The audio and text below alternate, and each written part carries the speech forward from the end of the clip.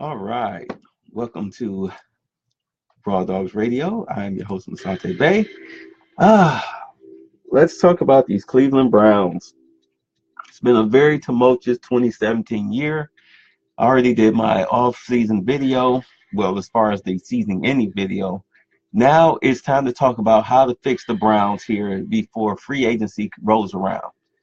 Now, I'm going to pick it up with the Senior Bowl and what was written about the Browns, and then we'll go from there. This article comes out of clevelandbrowns.com, where the Senior Bowl brings together New Look Browns front office player personnel group, and this was written by Andrew Gribble. All right, so he says that the Senior Bowl is old hat for the likes of John Dorsey, Elliott Wolf, Andrew Berry, and Alonzo Highsmith, but coming together as a collective group at one of the most important pre-draft events on the schedule marks the beginning of sorts for Cleveland's new look front office. Dorsey has been on the job for nearly 2 months, while Highsmith and Wolf were added in early January. They join a player personnel group that features Berry, who has been with the Browns since January 2016 as a vice president of player personnel, and a number of scouts who have been with the four various lengths of time, some dating back more than 10 years. I need to slow down.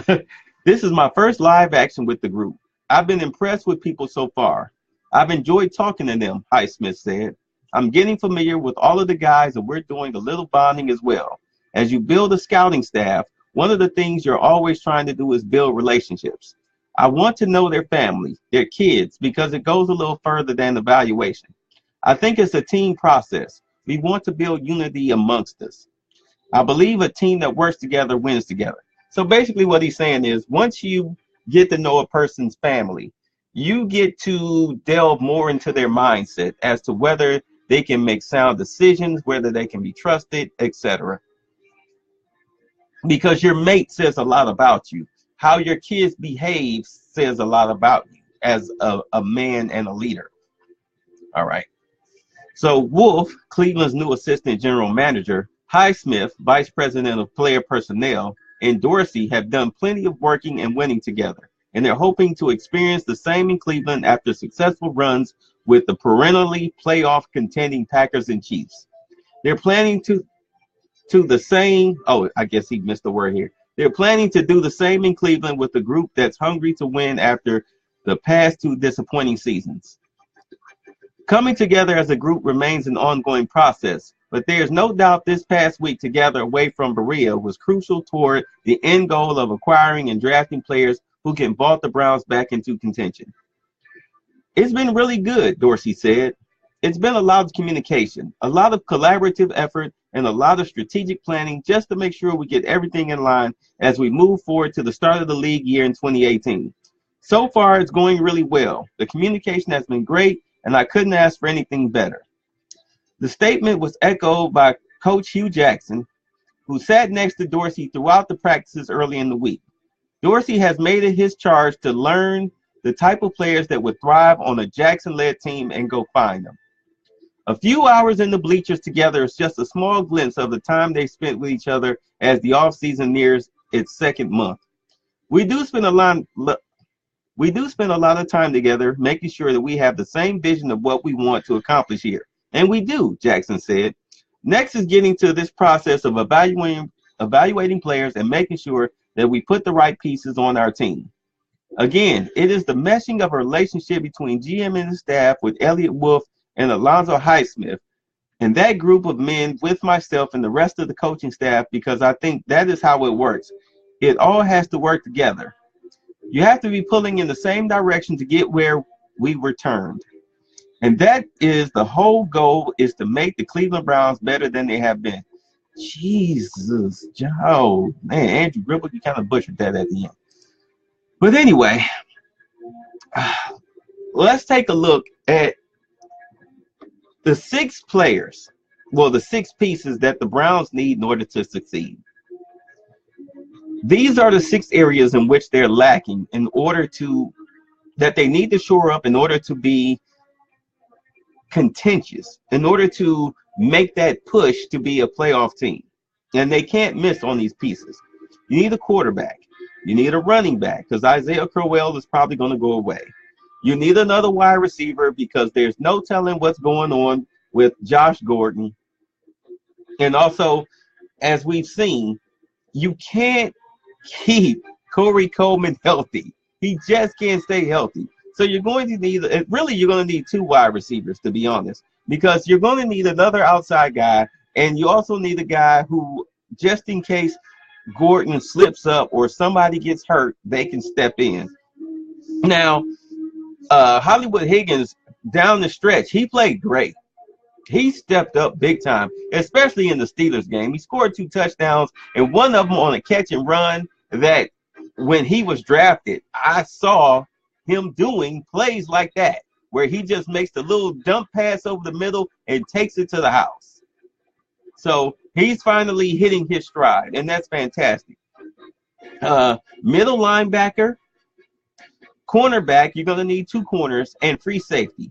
So that's quarterback, running back, wide receiver, possibly 2, a middle linebacker, 2 corners, and a free safety. So really, you're looking at 7 spots. 7 spots that need to be filled. I know Taylor is okay, but he has a tendency to get burned. So let's be honest there. I think he would be better off, in all honesty, in the slot. We're starting to see why Miami let him go. All right, so let's talk about free agency for these positions. And we're going to start at, of course, quarterback. You have Kirk Cousins, Case Keenum, and E.J. Manuel. Those are the 3 free agents that I personally, if I was Dorsey, these are the guys that I would go after, with Kirk Cousins being the main one out of all of them that I would want to go after. The other 2 would be consolation prizes. Now, more than likely, Case Keenum might re-sign in Minnesota if he doesn't wind up in either Miami or Denver. E.J. Manuel, I can see him possibly in Miami, but we'll see. But you have to look at the teams that actually need quarterbacks. You're talking about, of course, Cleveland. You're talking about Buffalo. You're talking about Arizona. All right, you're talking about Miami, and you're talking about Denver. And also you're talking about the New York Jets. So that's 6 teams right off the bat that need quarterbacks. So 3 primetime quarterbacks are 3 very solid, 1 good. Kirk Cousins is very good. I don't know what everybody's talking about. This guy has thrown for over 4,000 yards in the past 3-4 years. Somebody's catching those balls. He's obviously accurate enough to amass more than 4,000 yards passing for the past 3-4 years. So what are you talking about? Please show me a Browns quarterback that has thrown for over 4,000 yards in the past near 20 years. Or better yet, period. Exactly. Okay, so Kirk Cousins is at the top of the list. Then you have Case Keenum. If you can get your hands on him, he would be a very nice bridge quarterback, as would E.J. Manuel. You also have Colin Kaepernick that's out there. And I know people have their druthers about Colin Kaepernick, but this team sorely needs veteran leadership. So if you do sign a Kirk Cousins, you don't draft a quarterback, especially not in the first round. If you do draft one, maybe in the later rounds, like after the 4th round, if anybody that you like is still out there. But because Kirk Cousins is a franchise quarterback, you sign him the franchise quarterback money. So therefore, you're not looking to push him out. Plain and simple. Now, Case Keenum and E.J. Manuel, you can sign one of them as a consolation prize if they don't wind up at the other 5 spots. Then you draft a quarterback in the 1st round. And you go from there. Now, we'll get to the free agent. We'll get to the draft quarterbacks. We'll get to them later. So, now with running back, if you cannot convince Isaiah Crowell to stay, you have Carlos Hyde sitting out there. Carlos Hyde is a free agent. Now, the 49ers, of course, expectedly signed Jimmy Garoppolo to a huge franchise quarterback. A lot of people have a problem with that. 5 years, $137 million. I'm like, hey, your team was going nowhere. You were lucky just to win the few games that you did win before you traded him. You started him. He won you 5 games in a row on a crappy team with no offense and very little defense. Those guys play on hopes and dreams. He made Shanahan look like a genius. You signed him to 5 years, $137 million. He's worth the money. Too bad we couldn't have got him. At this point, would you have given up 2 #1 draft picks for him? No. I would have gave up 1 #1 draft pick, but not 2. Because he's worth it, as we're seeing. All right. Now, at wide receiver, you have that's going to be out there. You have Terrell Pryor, Sammy Watkins, and Eric Decker.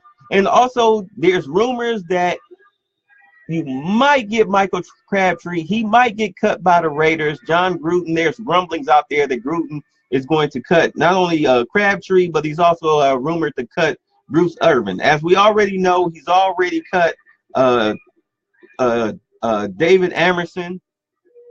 He's already cut David Amerson, and he's rumored to cut the other corner. Now, but just dealing with the wide receivers, I would say bring Terrell Pryor back. He never should have left, but it is what it is. It's the nature of the NFL. I know he didn't work out with Kirk Cousins out in Washington, but that's a whole different offense that he had to learn. He was around a bunch of guys that he didn't know, but he's familiar with Hugh Jackson. He's familiar with the offense. He's familiar with the players here. He's familiar with the staff.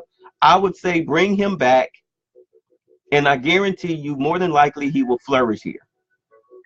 That's the whole reason why he wound up going to Washington, was because he flourished here, 1,000 yards with crappy quarterbacks.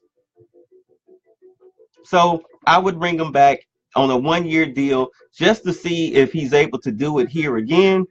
If he is, then you sign him to a long-term deal. Now, Sammy Watkins, more than likely, you probably won't get your hands on him. He'll probably re-sign out there with the Rams, possibly. And if not, he'll probably go somewhere where there's a passing offense, possibly San Francisco, because they have a whole lot of salary cap space, just like the Browns do, and they need wide receiver help. So you're going to be fighting with them there. Eric Decker, you can probably bring him in. He'll be a nice possession receiver because he's past his prime. He can get open. He was out there in Tennessee, and out there in Tennessee, there's real problems with Marcus Mariota and his passing ability. That's why they ran the ball so much. And even Mike Mularkey, their former head coach, they were wondering how come he doesn't open up the offense. And he said, hey, I'm trying to protect Mariota. And we see how Mariota is with the passing game. He's quite erratic. He hasn't quite adjusted to the NFL game as far as his accuracy. So, I mean, it was easy out there in Oregon because wide receivers were running wide open and free. Defenses couldn't cover them. He had track stars out there against a defense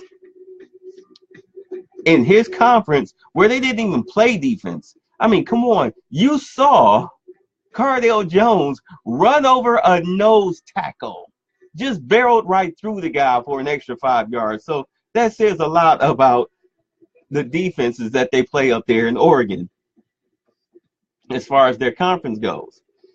So Eric Decker would be a nice little complimentary possession wide receiver out there. It's just a matter if he still has the spark. And if Crabtree if they actually cut Crabtree, if I was the Browns, I would talk to him. I would talk to him. I would offer him some money because he's not past his prime and he's not quite a burner, but he is very reliable. He's a very handsy wide receiver, which is what you need. You need a guy that's going to contest for the ball, and that is exactly what Michael Crabtree is. So that way, at least you have somebody that if your quarterback gets into trouble, you're okay. Now, getting back to the Browns quarterbacks, a lot of people they're really, really hung up. Okay? They're really, really hung up on DeShone Kizer. DeShone Kizer showed me this year that he is not an NFL franchise quarterback. And I know people say with more seasoning, he'll get better. Possibly, but the problem with him is, as it was in college, is that he has, as what they call, slow eyes. He's a very intelligent young man. He knows the playbook like the back of his hand, He's very good in the classroom, very studious, but when the pressure is on, as you saw, he could not get it done. I know, as we say, the Steeler game really wasn't his fault. Corey Coleman dropped the fourth down pass, but they shouldn't have been in that position because do remember on that drive, he was running up the middle. He decided to throw it, and he threw the ball straight in the dirt. When he had a wide open wide receiver running over the middle, wide open, that would have been a touchdown. He threw it right in the dirt. He threw a lot of balls in the dirt. He threw a lot of balls wide. He threw a lot of balls too high. He threw a lot of balls outside. And he threw a lot of interceptions. I get it. He had bad wide receivers, but there is no excuse for high, wide, outside, and in the dirt. There's no excuse for that. So if you don't sign any of the veterans that are out there, I would say you begrudgingly start him again next season. But you have to draft a wide receiver in the first round and let him sit for a year, maybe get some playing time and garbage time. But man, it's going to be rough going if he's the starter next year. All right, now let's get to middle linebacker, because as much as people bellyache and moan about Joe Schobert going to the Pro Bowl, he had 144 tackles. Yes, he did. But he only made 4 behind the line of scrimmage. He only got 1 interception and forced, I think, 3 fumbles. That is not good. And also, he got burned a lot in pass coverage. Tight ends and running backs ate him alive when it came to the passing game. This is why the Browns were 10th in rushing defense. Yes, you can stop the run, but why run the ball when you can throw it? Why run it when you can throw it on the Browns? So much easier to just throw the football. It's just like a team. They're great against the pass, but they suck on the ground. That's because teams are like, hey, let's just run it on them. They can't stop the run, so let's just attack their weakness. That's just the nature of the NFL. And also do understand that when the Browns blitz, they blitzed about 40% of the time, 40 to 60% of the time, depending on what game they were playing. The kid only got 1 sack. He only got 1 sack. That's horrible. 4 stops behind the line of scrimmage, that's horrible. You need to improve in that area. And do also understand that he was the backup. He was the backup to a special teams player. Oh, my goodness. Woo. That's what really bothers me. Like, everybody is like, well, he went to the Pro Bowl because he was the 4th choice. The other 2 middle linebackers who had just played in the AFC Championship game, with one of them going to the Super Bowl, and the other one may not ever play football again.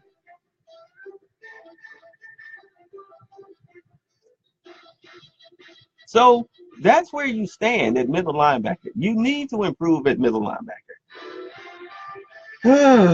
All right, so here you have with the free agents, there's only really 2 out there, possibly 3.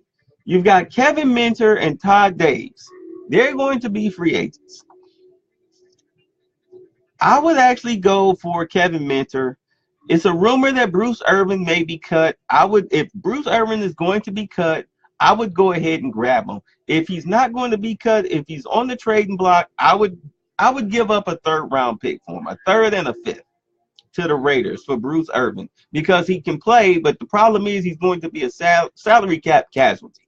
But you really don't have to trade for him. Personally, if I can't get him for a 3rd and a 5th, then I don't want him at all. And if I can't get Kevin Minter or Todd Daves, then I'll go ahead in the draft. And it turns out that middle linebacker is deep in the draft. Okay, so there you have it right there. Now with cornerback, now this is one of the Browns' biggest weaknesses, is cornerback, because you need 2 corners. You have Tremaine Johnson, who's going to be a free agent, and also David Amerson, as we talked about, and of course Malcolm Butler. the question mark at the Super Bowl. I would give Malcolm Butler a big contract.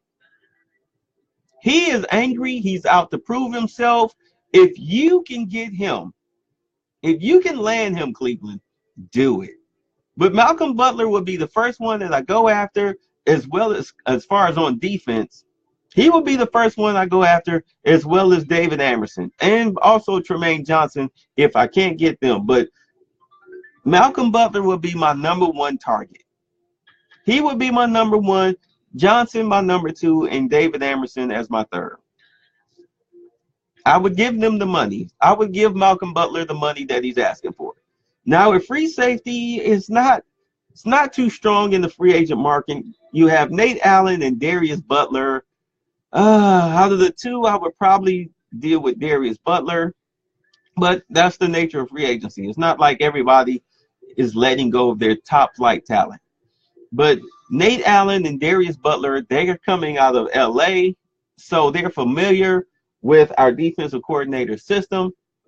Greg Williams, they're familiar with the system, so I would give them a shot. Now, as we go back over these positions, let's deal with the draft. And luckily, this is what I did, because this is a deep draft for what the Browns need.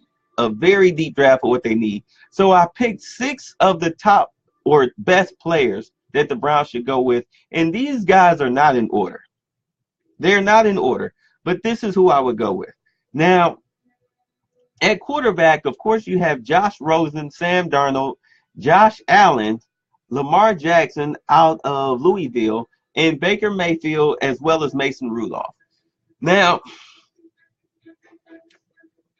a few years ago, I picked Johnny Manziel. I wanted Johnny Manziel to be a Brown. And, of course, he wound up being a Brown. And personally, I think Johnny Manziel, if he wasn't drinky, pilly, if he actually concentrated on football, would still be the Browns starting quarterback to this day.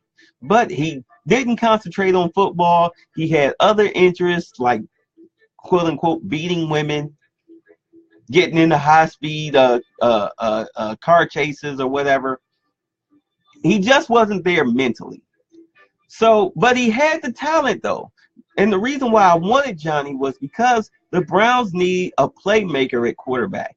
You don't need a guy who just stands there and just throw. You need a guy that's willing to take chances, and they're the right type of chances.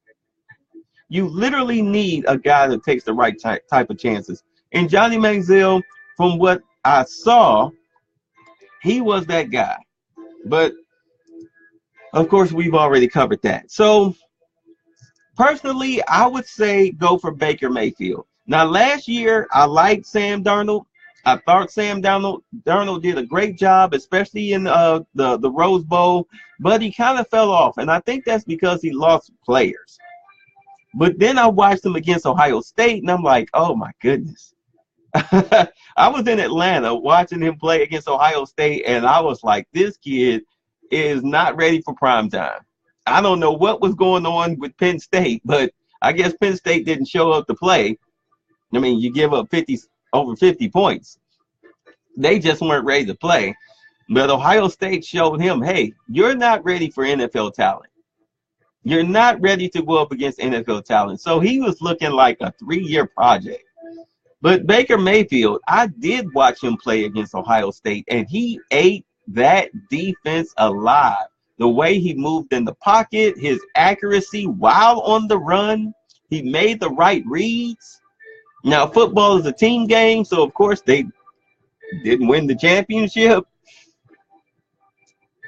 But what I saw of him, I was very, very impressed. Even last year, I was impressed. When they played Ohio State and lost, I was impressed. It's just that Ohio State had better talent. This year, Oklahoma had better talent. And Ohio State was starting a bunch of guys in the secondary who had never started before because most of their secondary went to the NFL. So you had a lot of guys who had talent but just couldn't get their heads around to contest the ball. At either rate, Baker Mayfield, he played fantastically, and Dorsey seems to like him. Dorsey keeps talking to him. or talking about him, talking near him, whatever you want to call it. Baker Mayfield has come out of his mouth more often than not. So I'm thinking that he likes him. If he grabs him, that's fine. As long as you don't have to start him year one. Let him learn the NFL game. Let him learn it. Don't do him like you did this kid. Oh my God, DeShone Kizer. Don't do him like you did Kizer. Let him sit for a year. Let him learn the game. Let him come in on cleanup time so that way he can get acclimated to the speed of the game. And then you go from there. Now, at running back, man, these guys playing running back in Cleveland, especially in Hugh Jackson's offense, first and foremost, you have to be able to catch the ball. You have to be able to catch the ball because Hugh Jackson likes to throw the football. But also at the same time, you have to be able to hit the hole. And playing in Cleveland, when the weather gets bad, there's snow, there's mud, the ground is slippery, you need a low center of gravity. So I ranked the running backs, those who would be better suited to play for Cleveland, and they're easily obtainable within the first or second round. So, of course, the number one pick is Saquon Barkley, and he's up there in Penn State, so he's used to the bad weather. Not a problem. After that, you have Sony Michael, who plays in Georgia. He is a power back. I can see him. He's a bull of a runner, so I can see him here. Also, you have Kerryon Johnson out of Auburn, who's also a bull of a back. You have Darius Juice, who's at LSU, who not only is he a bull, but he can also juke you. The kid is good. He is really, really good. Then you have Ronald Jones out of USC. He's going to have to get acclimated to the code. And then, of course, you have Nick Chubb out of Georgia. So that's two Georgia backs that you can go ahead and pick from. Good Southern strong guys. big bullish of runners. Kind of almost like no, not like Franco Harris, but more like Jerome Bettis in his early years when he was with Pittsburgh. You know, bullish guys that'll run you over, they'll knock your helmet off. They'll try to deliver a blow as you try to tackle them. So either one of them is fine. Though, of course, the top choice is Saquon Barkley because he is the most talented of all the backs. Now, with wide receiver, it's a pretty deep draft at wide receiver, too. You have Calvin Ridley out of Alabama, who we saw in the championship game. He played a good game. You have Cortland Sutton out of SMU. Everybody is touting him as the number one wide receiver. If that's what he is, if you can get him in the second round, or if you can move up to get him, that's fine. Then you have this guy's name is killing me. What is this guy? Equanimeous St. Brown out of Notre Dame. What a name. I would give him a shot. You can probably get him in like the late second, maybe the third round, as well as Auden Tate out of Florida State, Christian Kirk out of Texas A&M, and Simi Cobbs Jr. out of Indiana. Now, Auden Tate, if I'm not mistaken, I believe he's no, not him. It's Christian Kirk. Christian Kirk, if I'm not mistaken, is the smaller of the wide receivers, standing at 5'11", but all the other guys are over 6 feet tall. They're big, tall, rangy, fast guys with great hands that know how to get open, because what you need somebody that's able to separate. And from what I understand, Cortland Sutton, he is the separator. He's the one that's able to get away from a defender and make the catch. And that's what you need. You need a wide receiver that can separate, because this last season we saw what happened with wide receivers who are speedsters but not able to separate. You got a lot of contested balls. You got a lot of interceptions. You got a lot of drop balls because they were being contested, or your wide receivers just garbage.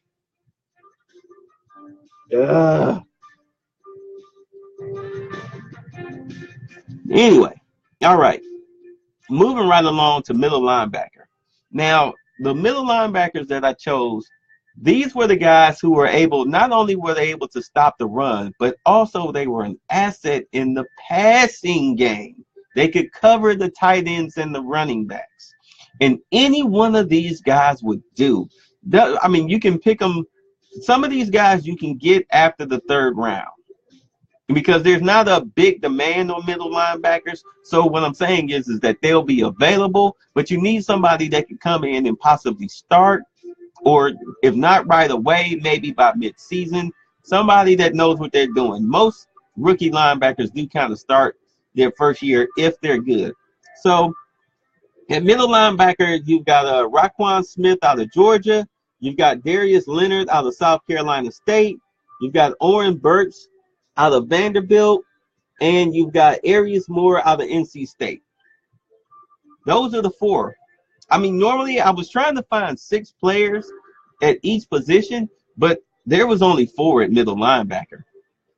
So it's not a deep draft for them, but it's a deep draft overall. So you might be able to get them. And the one that I like the most, I like the Oren Burks.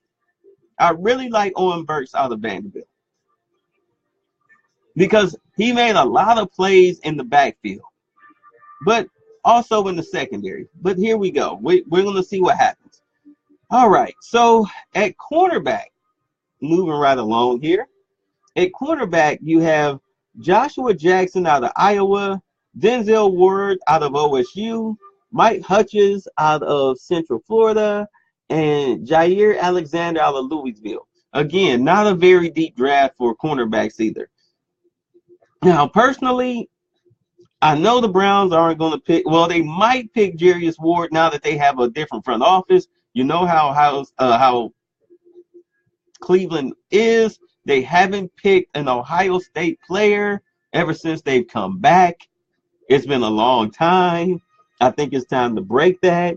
So possibly Denzel Ward and Joshua Jackson. If you can't get Jackson, then you've got Hughes and Alexander to choose from. And you can probably get Joshua Jackson or Denzel Ward, more than likely Denzel Ward in the second round. Hopefully, if you don't trade the picks. Now, if you can team him up with Malcolm Butler or maybe David Amerson, they can at least show the kid the ropes. We'll go from there. We'll see what happens. All of this is based on what happens in free agency. Do understand that. All right, so at safety, everybody is talking about Micah Fitzpatrick. Now, if you wind up signing Kirk Cousins, then you draft Micah Fitzpatrick. Flat out. You grab Micah Fitzpatrick because free safety, you are so starved at free safety, and I am so tired of seeing Jabril Peppers standing in the middle of Lake Erie when the Browns are on defense. It's ridiculous. And that's because you don't have a free safety. So he has to play. He's playing out of position at free safety because your cornerbacks are so bad and your free safety position is even worse. And you see how well that worked out for him. The one time he made a play, he got a BS call for helmet-to-helmet contact. So you definitely need a free safety. And if you can get Micah Fitzpatrick in the first round within the first 4 picks, I would go, if you sign Kirk Cousins, I would go Fitzpatrick, and then I would go Saquon Barkley. But I'm not making the picks. Anyway, so if you lose Micah Fitzpatrick, then you're looking at Terrell Edmonds out of Virginia Tech, Deshaun Elliott out of Texas, Natrell Jamerson out of Wisconsin, Jeremy Reeves out of South Alabama, and Dominic Sanders out of Georgia. Now, these guys, I rank these guys based on their ability to cover man-to-man coverage. Because based on the defense that we run with Greg Williams, your corners and your safeties have to be able to cover man-to-man. And that was the Browns' biggest weakness, was that we couldn't cover man-to-man in the blitz. So all of these safeties, all 1, 2, 3, 4, 5, 6 of these safeties have excellent cover skills man to man. And they're rangy. They're also ball hawks. Going through the scouting report, these are the 6 that I would go through. If I can't get one, I'll get the other. Flat out. That's where you go. But again, all of this is predicated on what happens in free agency. Now, free agency starts next month. We'll find out in the first week if the Browns are serious or not. Because it's easy to win games on paper. It's easy to win the free agent splashes as they happen. It's so easy to do that, but if you do that, you have to make sure these pieces fit. And you have to make sure you sign the right guys. You have to make sure you sign guys that want to play. Because for a long time, ever since the Browns came back, this has been a rest haven for aging players. And the guys that I picked on the free agency list, none of them are over the age of 30. So they still have plenty of football in them. They still have juice in the tank. They're still hungry. Because you don't want to sign an aging veteran that's over 33 years old. Because then he's just there for a check. So based on what happens in free agency, that will dictate what happens in the draft. Flat out. And I know people, they want the Browns to pick this player, that player, whatever. But it's all predicated on free agency. So that's it on this edition of Raw Dogs.